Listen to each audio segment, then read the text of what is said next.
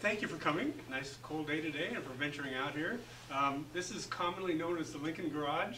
I've had the building for a lot of years and it's had a lot of tenants, and so a couple years ago we just decided to fix it up a little bit, and somebody said, why don't you put the Lincolns out in the showroom for a while?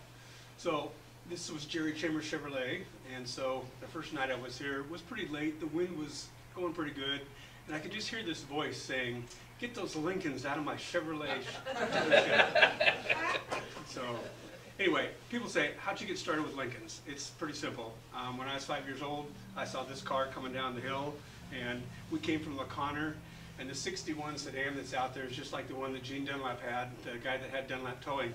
So those two cars got me started, and one day I said to my wife, it sure would be fun to have all the marks, and she said, well, go ahead and do it. So I started collecting them. Each car out there has got a little bit of a history, and they've come from all the United States, and it's the fun part about it for me is not just the automobile, but the person that owned it. And so you'll see a little tidbit on there, and that's to me a lot of the pleasure. They're fun to drive, I think they're pretty, and as you go out into the garage, in the little annex in there, you'll see a whole bunch of photographs up on the wall. I'm just trying to put some Lincoln history out so people can see it. There's an original stock certificate of Lincoln Motor Company, and here I thought it was a valuable thing, and Brad was in here a couple days ago. He said, well, I got 6 of them. Okay, so there's pictures of Lincoln Continental presidents, Ford Motor Company presidents, and stock certificate, and there's a note in there that Henry Leland had borrowed $250,000 way back when to put into the Lincoln Motor Company. So there's just a little bit of history there and lots of fun pictures. So anyway, please enjoy, walk around, take a look. Most of the cars are out and back. People see these, and the smile on their faces shows that it's interesting to them, but they appreciate something that's older and taken care of, and so that's part of the fun too.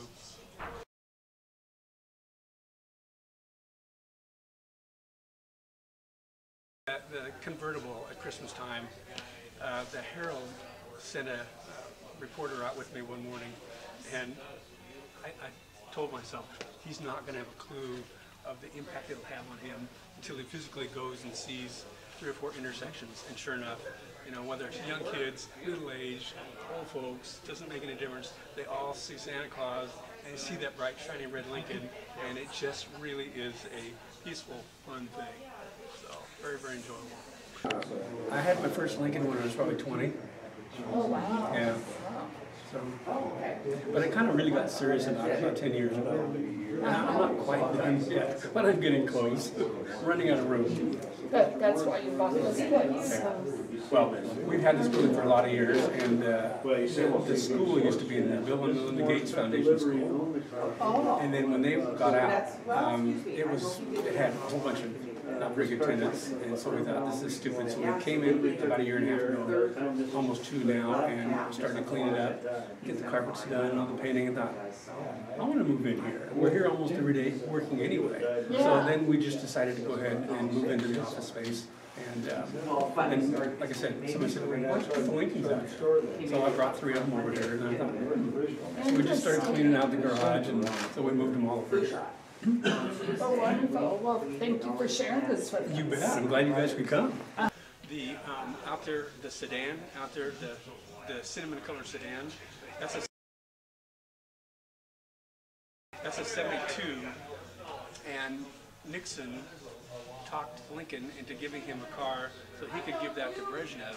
And the story goes, they're up at Camp David, and they give Brezhnev the keys, and Nixon and Brezhnev was driving around about 90 miles an hour, and the Secret Service is worried that they were both going to make it out of that. Which one do you drive every day? Well, I don't drive any of them every day, but when the weather's good, I try to take one out every other day and keep it for a day and a half. And, good. Yeah. So the real old ones only come out on Sunday afternoons, but most of these, you know, if the weather's good, I'll hop in them in maybe 2 days. I'll take one out every other day.